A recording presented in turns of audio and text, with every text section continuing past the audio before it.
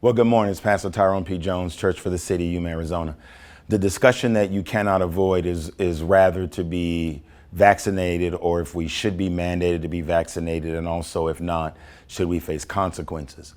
While some Americans have practiced social distancing and worn masks and been vaccinated, others have not, for reasons ranging from legitimate concerns to wild conspiracy theories.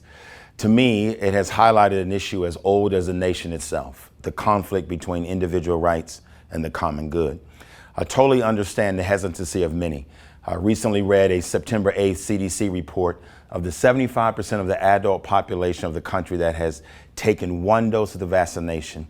African Americans remain the largest percent of people who have not. The amount that amount has increased over the 14 days prior to that 9/8 report, but it still remains the same. I can assure you the reasons Black Americans are reluctant or resistant is not the same as white evangelicals. For people concerned about the safety and potential side effects of the vaccines, the choice is not so simple.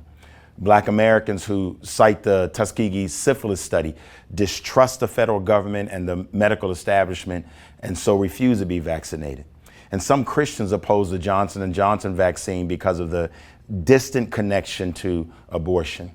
The point is the reasons are broad and all valid as far as I'm concerned. But let me say this, I have taken the vaccination after examining every reason for why I should or should not and chose to do so. I believe it was good for me, my family, my ministry, and my congregation.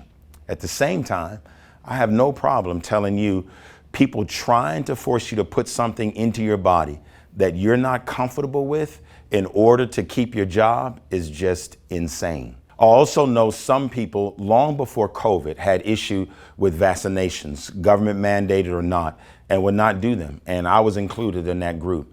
Therefore, I do support people who desire an exemption.